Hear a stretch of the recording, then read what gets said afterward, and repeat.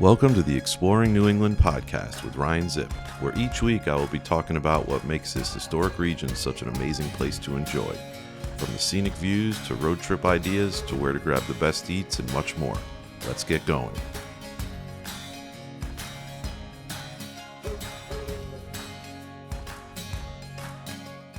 Hello everyone, and welcome to episode 2 of the Exploring New England podcast with me, Ryan Zipp. And first of all, I just want to give a big shout out and thank you to everyone who tuned in for episode 1 last week. Whether you watched it here on YouTube and you saw me in person, or you listened on one of the several audio options for listening on Spotify, Apple Podcasts, or Amazon Music. It was I was really excited to get this podcast launched, and was happy to see how well it was received by everybody, and an extra thank you to everyone who kind of shared it on their social media, or maybe let some friends know about it who they thought could be into it. Couldn't ask for a better way to launch it, and here we are now on to episode 2. So I was kicking around kind of what topics or locations could work well now that we're heading into the end of March. And the one that just came to mind happens to also be the location that I was packing up for and headed to right after I filmed episode 1 last week. So it's kind of fitting, and that's Portland, Maine. And I had a few reasons for heading up there when I did, but I just think it's a great coastal city that is awesome anytime you go visit, no matter what season, what the weather's like. It's just a great spot to go, whether it's a day trip or overnight, weekend, longer, however long you can make it there. But yeah, the reason I actually went up when I did was a little twofold. Besides doing the photography and now the podcast and traveling around New England, I also own a business.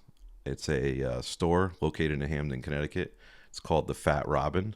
It's a wild bird and nature shop. It's been in my family we're just about to hit 29 years in business. So we sell bird feeders, binoculars, wind chimes, gifts, birdhouses, kind of run the gamut. So make sure you check that out, Fat Robin, Hamden, Connecticut.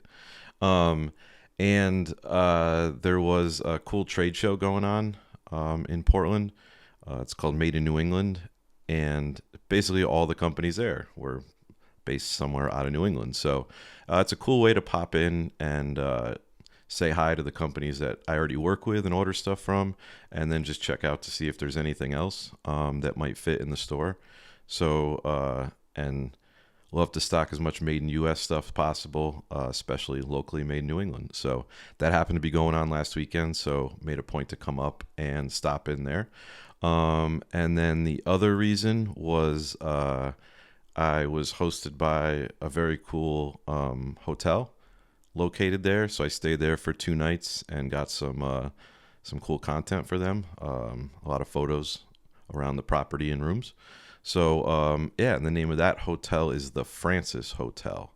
And that's located more in the West End neighborhood of the city, kind of historic neighborhood there. A lot of Victorian era homes. There's also a Victorian Mansion Museum. But I've kind of walked through this area a little bit on previous visits, but I've nenever stayed there. Typically, when I've stayed there, I've stayed more in the Old Port area, which I'll kind of come back to and talk more about.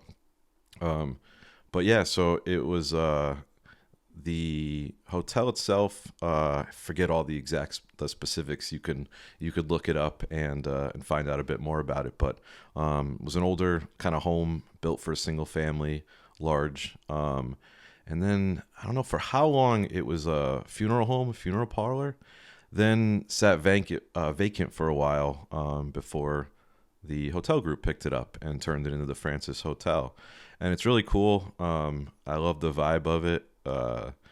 So I definitely recommend if you check that out, if you like that kind of older boutique hotel vibe, definitely go check it out. And it's in the West End neighborhood of Portland, so it's not quite like more the quote unquote downtown area.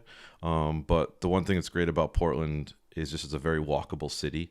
So no matter where you're staying, if you're going to stay overnight or longer, you can kind of just leave the car parked and get anywhere you really need. So it makes it a lot more fun and enjoyable. So I stayed there this past trip at the Francis in the West End area. And one of the great things about that, besides just being a really cool spot, was it's located right across from the Tandem Bakery. And that's like a really cool spot. I had actually had breakfast there on a previous trip last year. But it's like really cool vibe. You walk in, they have a whole separate bakery on one side. Saw people coming in and out for pre-orders. But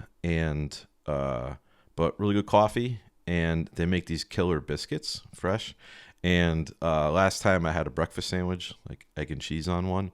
This time I was drawn in by, they had one with their homemade cream spread, cheese spread. Sorry, I guess like a cream cheese, kind of like a homemade.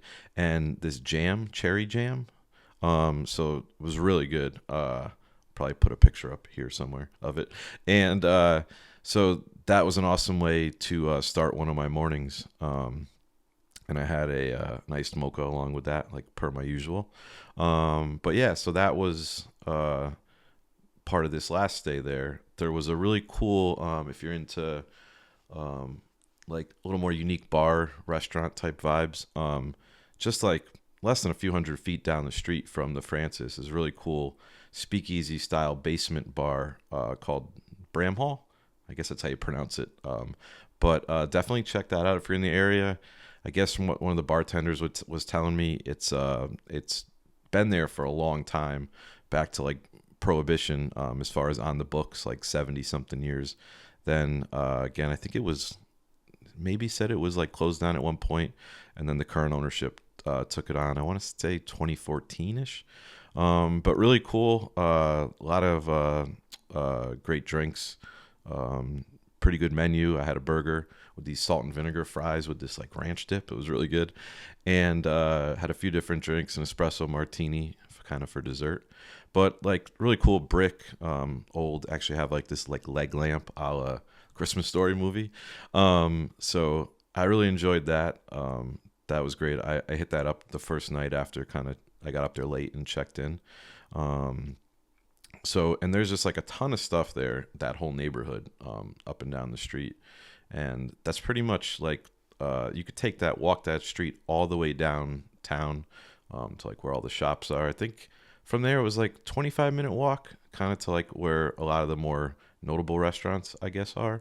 So yeah, so kind of no matter where you stay, you have tons of great options. So, but yeah, I was just talking a little more about my most recent trip there. That was last week. That was actually St. Patty's weekend. So it was fun. I actually walked down to Commercial Street there by the wharfs and watched the parade. So that was fun. It was raining on and off a little bit, but yeah, it was cool to check out.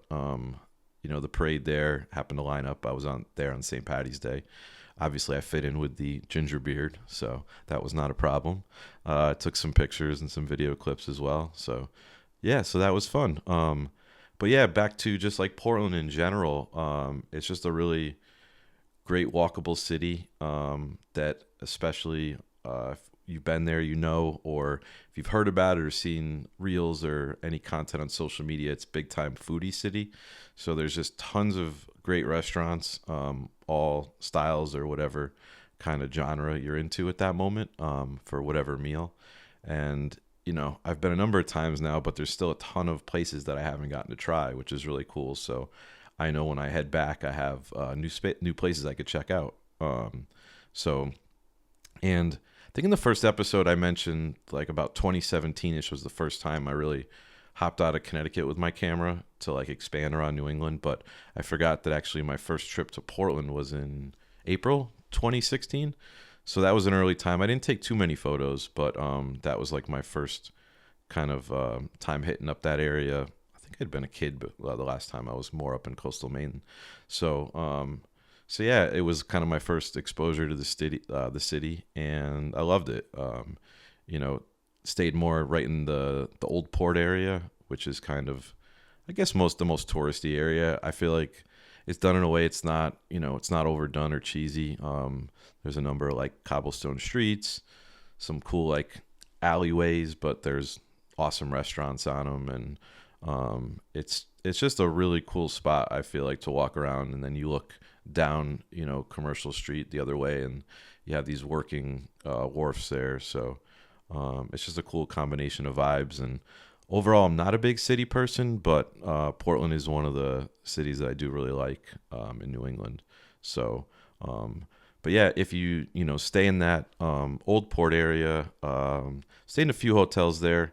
One of them was the Regency Hotel, and that's like an old school one. Been there a while. I think they have like a whole spa, and I actually stayed there when I did a kind of like a holiday visit a few years ago.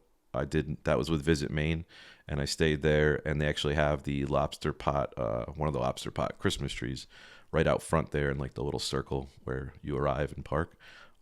Hand off to the valet, so that was really cool. So the Regency's one to check out. It's a good area, you can get to everywhere really quick. And then the other was the Portland Harbor Hotel. That's another one there that I've stayed actually twice now, and it's another nice spot. And again, you're right near everything pretty much. So those were both great stays. And then, I mean, the options. I'll try to rattle off some favorites I had from eating around there, but I know I'll forget. I have a little resource over here. I'll peek down at just to help me kind of remember. This last time, I finally got to check out duck fat. It was one typically every time I was there, either timing didn't work out, or it was like a crazy line out the door. But I'd always heard good things about it. So their big thing is like frites and some different dipping sauces. So I had to get some of those. I tried out, I think it was, one was like a horseradish mayo, and I forget what the other one was. Some kind of different ketchup, but it was really good. They were good.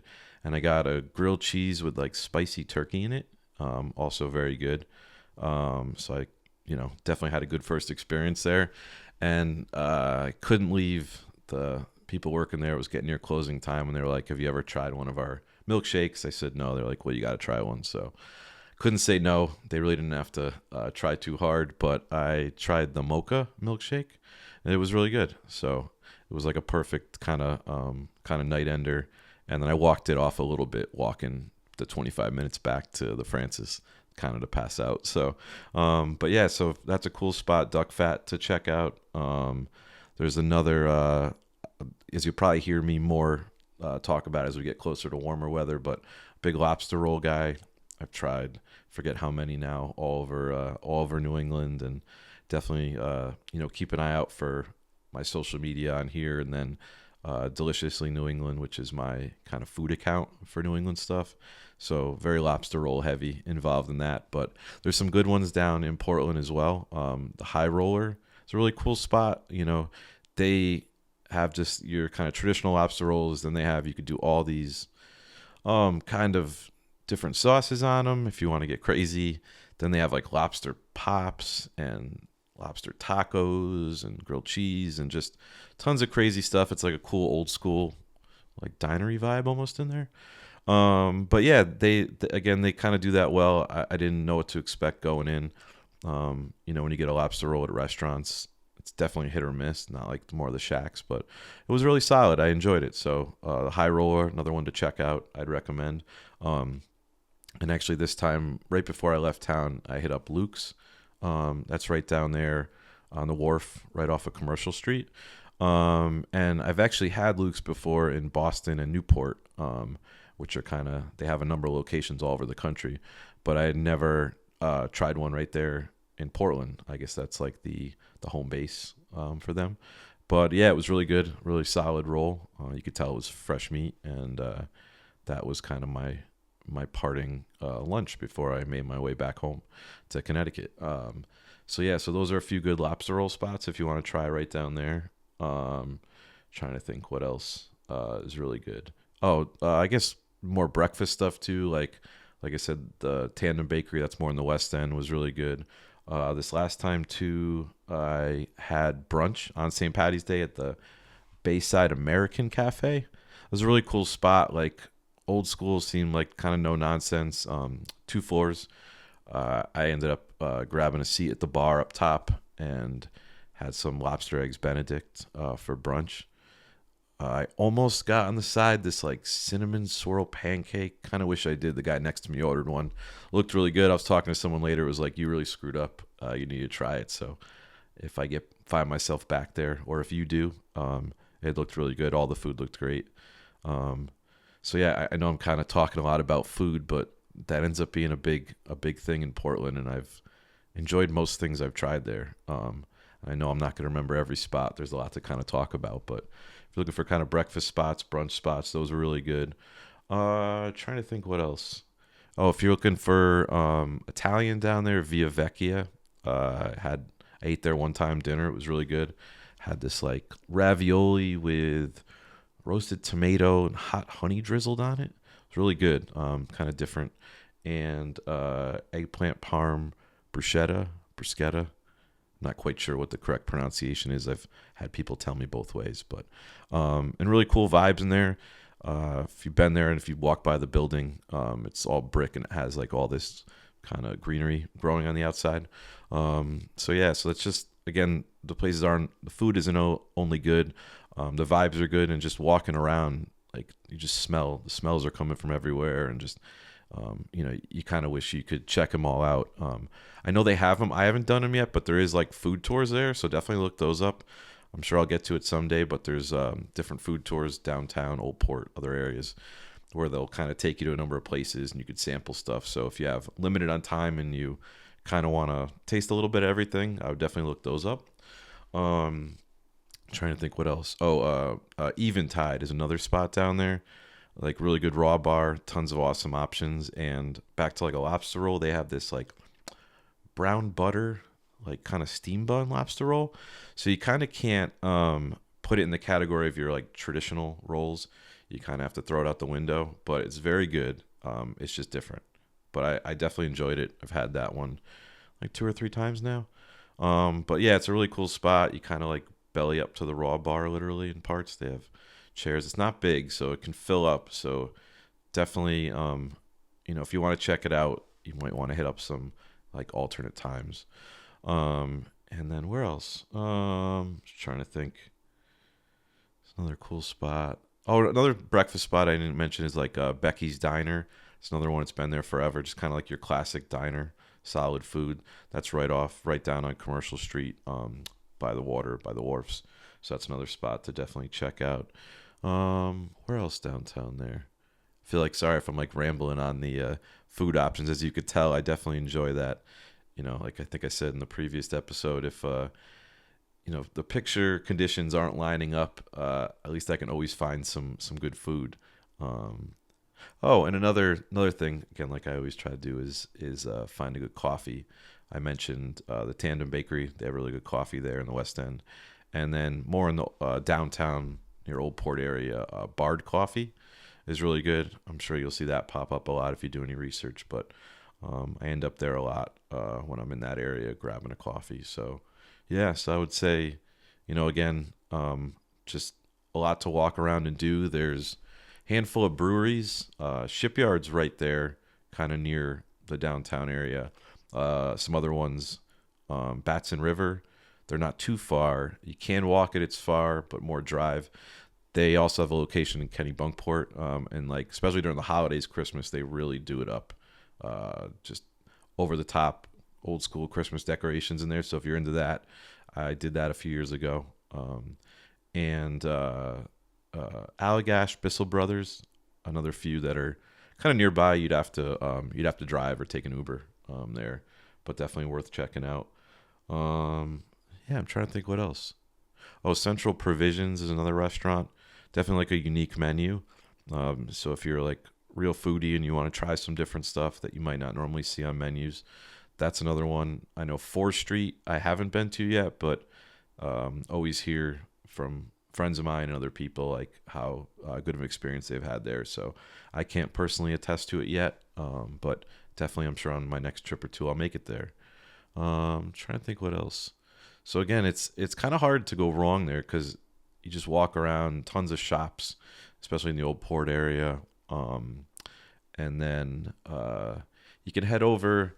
It's probably a pretty long walk. You could do it. There's a parking lot there. There's the Eastern Promenade on the eastern side, like the northeast side, and there's like a walking trail. I think it's like about 2 miles just alongside the water. But it's a cool spot. Walk off some of the calories that you've consumed on the trip. Um, Again, just trying to think of stuff for you guys to, if you're looking for ideas, to check out, or you might be like, oh yeah, I've been there. It's really cool. I totally agree with them or disagree with them, whatever. Yeah, another spot. Oh, in the Westin Hotel there, more downtown Old Port.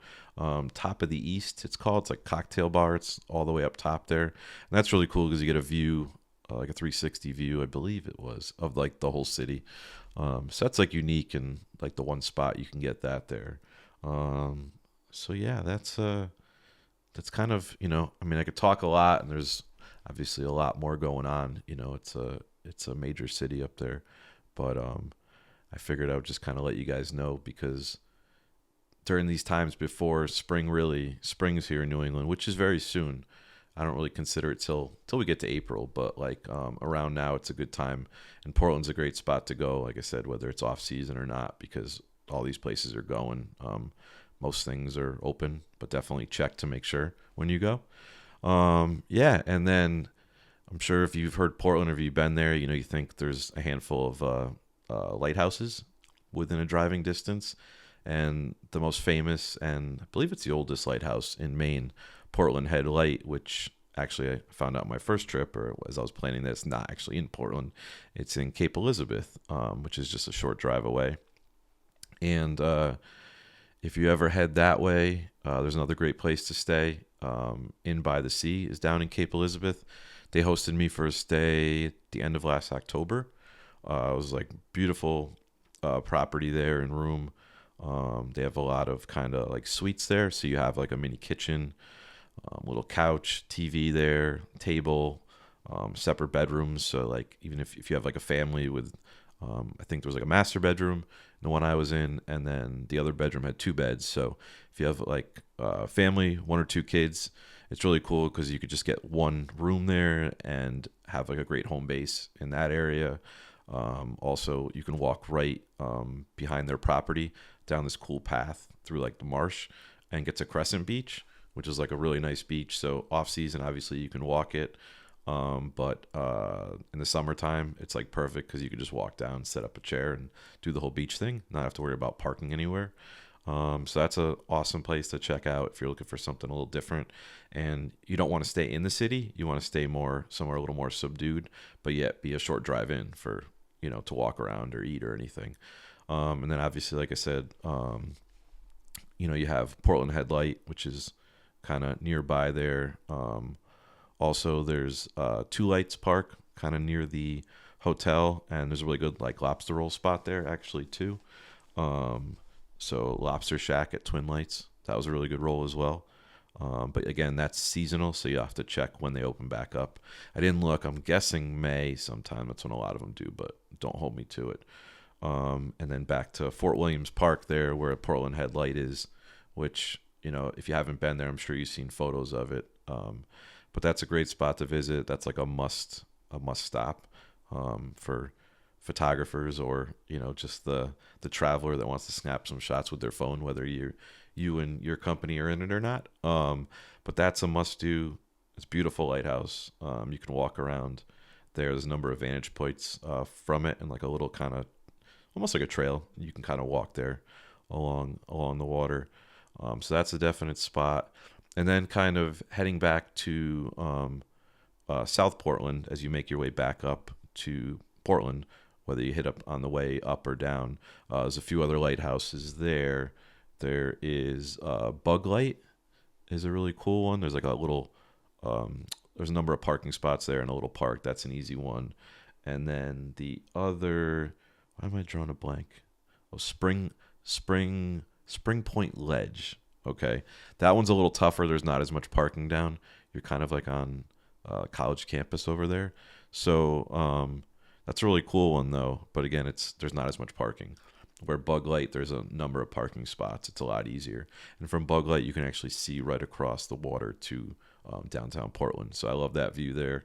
Um, yeah, so there's, again, it's cool to either if you stay in Portland, you can take the drive out to Cape Elizabeth, South Portland, do the little lighthouse tour, grab a lobster roll, check that out, or stay down in Cape Elizabeth if you want that out of the city stay, but kind of vice versa.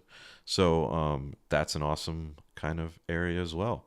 Um, yeah, and I kind of just want to keep it to that. I'm sure you're hearing me talk about Portland and the surrounding areas a little more, but just wanted to, I guess, recap my trip a little bit too, because I kind of alluded to it in the last episode, and just throw it on anybody's radar that might not have had it there.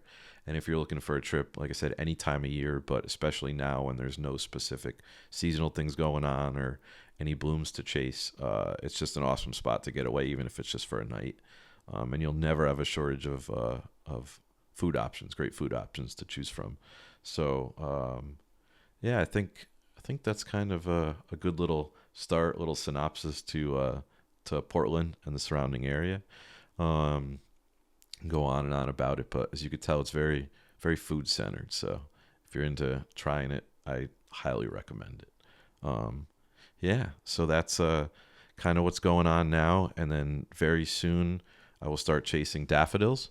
And there's in my yard as well too. They've definitely popped earlier than years past because of the warmer stretch we had, and I've seen stuff in Newport like popping out pretty good, maybe a little earlier than average. So definitely gonna kind of check that out, and then actually, if all goes to plan, next week episode 3 will be like highlighting the spots you can check out daffodils around New England, with Newport being one of the main kind of epicenters. I've just been there a handful of times, kind of more than anywhere else, chasing them outside of Connecticut. So we'll talk about that next week, most likely. And yeah, and when this comes out, it will be a few days before Easter, coming out on Thursday. So we're getting to the end of March, which is kind of crazy already. Quarter of the way through the year. I don't know how that happened. But yeah, so that's on the radar to check out soon. So I recommend kind of keep an eye out, like Discover Newport. You can check out them. They're giving you kind of like up to date stuff. But again, I'll go more in depth next week. But since stuff does seem a little early, I wouldn't wait on going to see stuff. I'd whatever the average is they say with some of these daffodils and probably some other blooms, I'd not a full week, but maybe at least 3 days earlier than the average if you're hedging your bet. But who knows? It's nature. That's just kind of how I'm probably going to approach it. Yeah. And then the next trip I have planned is kind of the other thing I want to talk a little bit about today on this episode is the upcoming solar eclipse, which is pretty crazy. I forget when the last time we had a total view of it, the totality in a spot in New England.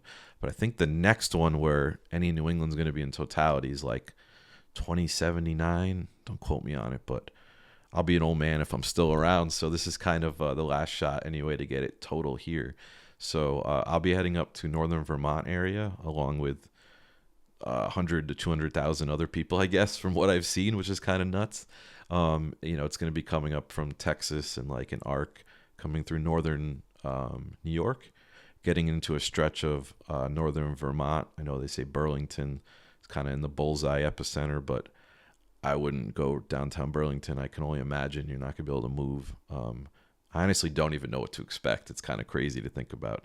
I think I read what they say. They said that day is going to be the biggest mass travel event ever in the United States, which is kind of crazy to think about, I guess, between where everyone from the surrounding states is going to be heading. So, yeah, so that's Monday, April 8th. So if you're going to stay somewhere, you probably needed to already make those plans a long time ago or be ready to shell out some serious bucks, as anything I've seen open still, they're really getting a premium on. So it's kind of nuts.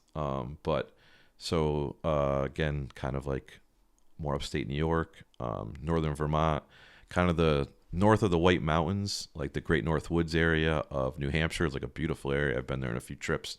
So they're going to have totality there, and then into kind of inland northern Maine, like Rangeley and some other spots. Again, you have to check. Since I'm going to be in Vermont, I didn't really look too close to see where in Maine.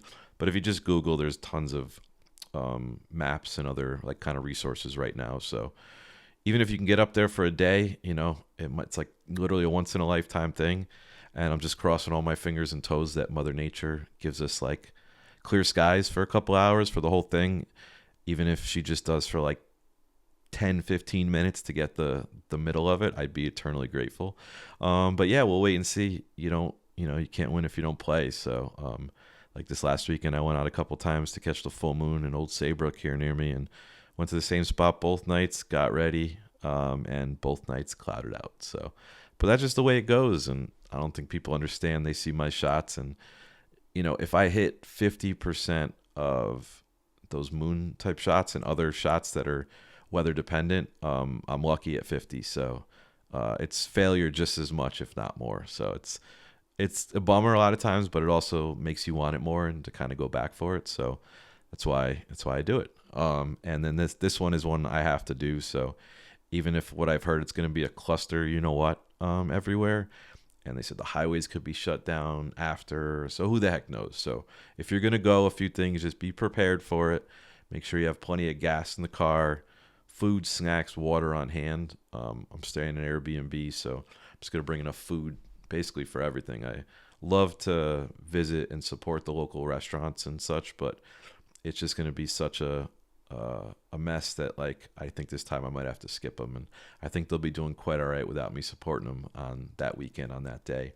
But yeah, just like a few, so it's going to be if you're up there, I mean, a lot of other New England's going to see like 90+% of it, so you'll still be able to see it, from a lot of places, just not the totality as they call it, where the whole sun is covered with just that kind of rim around it. So, but make sure you pick up the viewing glasses if you're going to do it. Don't just stare at it with your eyes. I don't want anybody out there getting hurt, doing any damage to their eyes. Pick up solar glasses if you're going to grab them. Go online now, get them before they're sold out. Pick those up. I will be attempting to photograph it, so I did pick up a solar filter. It's a special. It's basically, I think, just like a neutral density filter, just crazy dark. Might have another layer of coating on it, but like the darkest ND filters for you photographers, typically people use like 8 or 10 stop. This one I think was equivalent to like 16 and a half or 18 stops. So for my telephoto lens, I'll have that on it so I can kind of get photos of it as it's happening. So we'll see. Hopefully, again, knock on wood. Yeah, so that's exciting. So again, just make sure if you are going anywhere where it's happening, like the totality zone, just plan to be stuck in your car, plan to not be able to move. Just make sure you have a full gas tank, water, food, and all those things. And yeah, it's going to be an adventure. It's like, as much as that sounds nuts, I'm like excited about it. And, I have no idea where everyone's going to go exactly or where everyone's going to be. There's going to be kind of cars everywhere. But yeah, definitely if you are going to check it out, I mean, even you're anywhere in New England, definitely check it out when it's happening, because it's cool to see it, even if it's not the total, version of it. So that's Monday, April 8th. So definitely get ready for that. Check that out. So yeah, so those are the next few things for me are going to be chasing the eclipse. Again, I'll be in Vermont, and then, yeah, probably the first bloom chasing I'll be doing for the spring for the year will probably be hitting up Newport. Again, I'll go more into it in the next episode, but yeah, so spring is hopefully about to spring in New England. I know we had the tease, the early spring, and then we had our transitional, extra burst of winter even after it became spring, and you had places in Vermont and the White Mountains getting like close to 2 feet of snow. I know Maine got a bunch. So we just got like 3-4 inches of rain here in Connecticut, which continues this rainiest stretch of my life I can remember the last few years. Yeah, so that's what's going on, and I think I think we'll end it there. So episode 2 is now in the books of Exploring New England, and I'm really having fun with this. I think it'll be a cool thing to kind of keep going, and again, report back on my adventures and stuff for you guys to plan for stuff coming up. And yeah, I hope you liked. I incorporated a lot of food and beverages in this episode, which I know everyone loves. So again, Portland, I recommend it any time of year. But right now, if you're looking for like, you're like all antsy, like I know I've been, and like it's like I just have to get away. We have to get away for a night, even if it's one night. Definitely check out Portland. The other thing that's cool about it is a lot of places you could stay. Right now are going to be a lot cheaper than they would be once you get into like May, June. Obviously, like July and August, everywhere is super expensive. So you could stay in like a nicer spot, great view right downtown. May not still be like cheap, cheap, but it's going to be, a good amount less. Again, and a lot of places probably just want to, fill rooms now. So again, Francis Hotel in the West End, great spot. Hosted me in by the sea in Cape Elizabeth. The Regency, another one. Old School in Portland Harbor is another. So those are just ones that I've personally stayed at and would recommend. So if you book them, tell them I sent you. So yeah, so that's it. And again, thanks for hanging out with me. And yeah, I will see you guys next week. So thanks again for the support. If make sure on YouTube here that you subscribe and follow along. It's going to help me build the channel. And if you have any friends or family or anyone that you think would like to kind of come on this journey with us, make sure you share and let them know. And thanks again, guys. I will see you next week. Later.